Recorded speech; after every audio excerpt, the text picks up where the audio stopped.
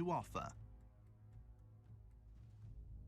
War of the Roses takes place every 2 weeks on Sunday. Each side is represented by 100 members from the leader guild, which is selected from guilds or alliances that apply the day before the event. They will need to fulfill the requirements of having at least one victory in the last 2 weeks in a tier 4 or 5 node war, or conquest war. The other 200 members of each faction will be represented by the 3rd Legion, which is made up of 200 randomly selected adventurers who sign up and fulfill the gear requirement of a combined gear score of 680.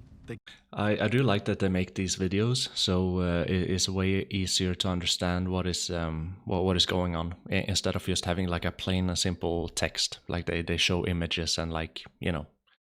Guild leader will appoint a captain or become a captain themselves. This will allow them to take control of the tactical map and have authority over exclusive skills. There is one captain for each faction, Camisylvia and Odalita. Movement orders and various missions can be given to units of the 3rd Legion. 3rd Legion members that complete these missions will earn rewards. The assigned mission can also be adjusted once cancelled or completed. The captain can form units consisting of leader guild members and adventurers from the 3rd Legion. Once the War of the Roses has begun, it will be possible to edit a unit during the battle, but you will not be able to change adventurers that are already assigned to a unit to unassigned. The leader guild can assign 3 lieutenants. These lieutenants can also assign movement orders and various missions. The War of the Roses takes place on a battlefield which incorporates the 2 domains of Camisylvia and Odalita. When War of the Roses begins, participants located within the area will be randomly moved to 3 different coordinates within their faction's castle.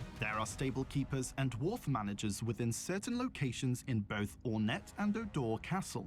You can also use the stable keeper and wharf manager at the Old Wisdom Tree and Starry Midnight Port.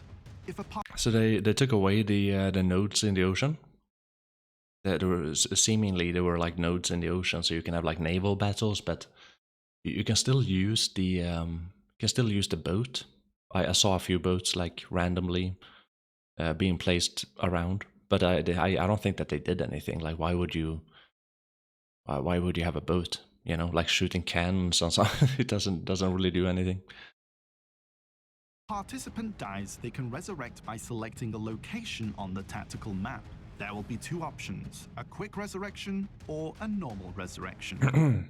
I want to mention this again because this sucks. They need to change this. Like, why do they even have this in the game? I don't even know.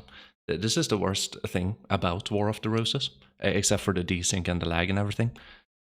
This is like discrimination against classes that don't have a heal.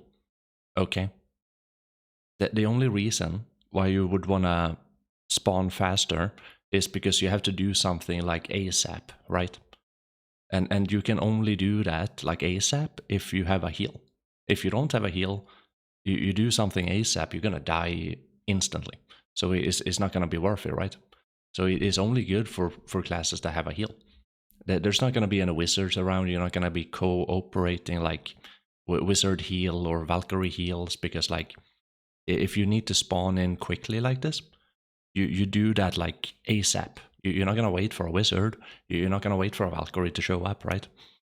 So only for healing classes, kind of, you know, and otherwise you're just gonna have to wait. So I think this is BS. That's what I think. Direction. There are a total of 20 sanctums. The occupied sanctums will contain guardian monsters. After the War of the Roses begins, a neutral type of faded relics will appear in each sanctum for you to defeat. You must occupy the sanctums in order, starting from the closest sanctum connected to the castle of your faction.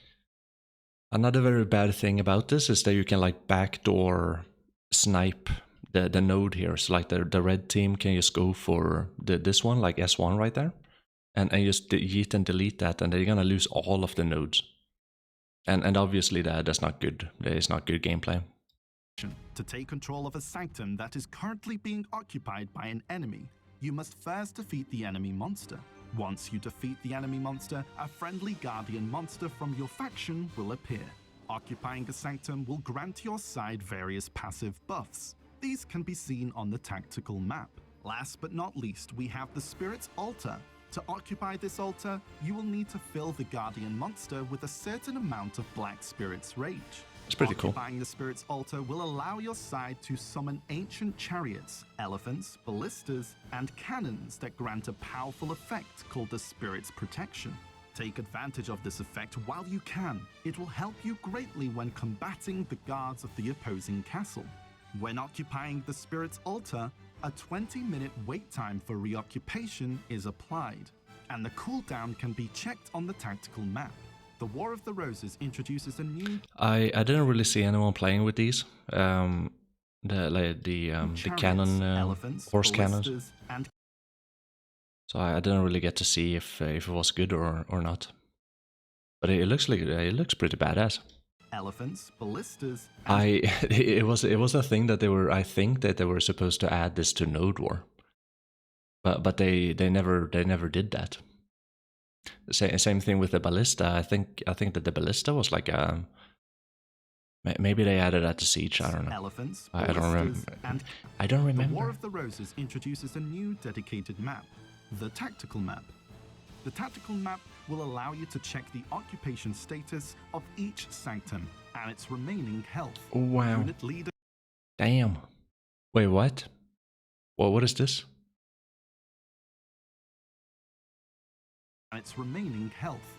Unit leaders will be able to see their unit members, while troop members of each faction, including 3rd Legion members, will only be able to see themselves. Ah.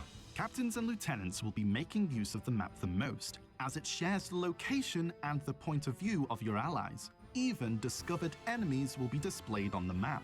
Here are 6 types of missions that both captains and lieutenants can delegate to the 3rd Legion. Sanctum Attack, Sanctum Defense, defeat a commander, protect a commander, defeat enemies times 40, and Spirit's Altar activation. Multiple missions cannot be performed at the same time.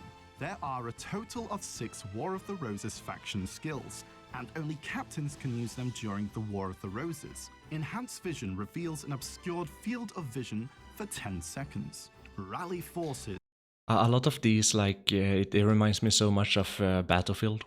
Is whenever you have the commander in Battlefield, you use like revealing the map or supplying the team, or and this is a good thing. Like I love this. That this is very nice.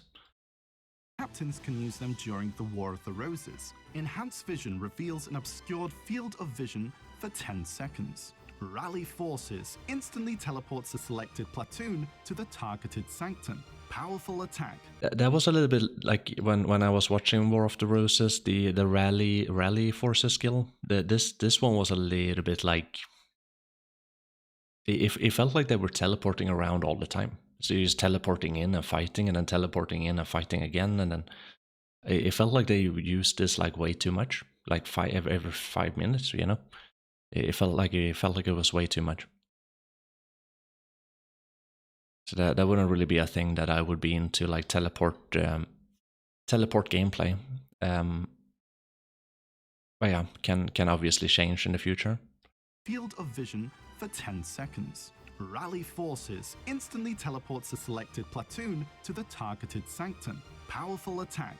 Summon a King Griffin or Calc near a designated sanctum to temporarily unleash heavy area of effect damage. Summon Ogre. Summons a group of violent ogres near the designated sanctum. The summoned ogres will disappear when a targeted sanctum's guardian is defeated, or after a certain time period. Obscure Vision obscures the enemy's field of vision in fog for 30 seconds. The enemy captain can use Enhanced Vision to remove the obscure vision effect.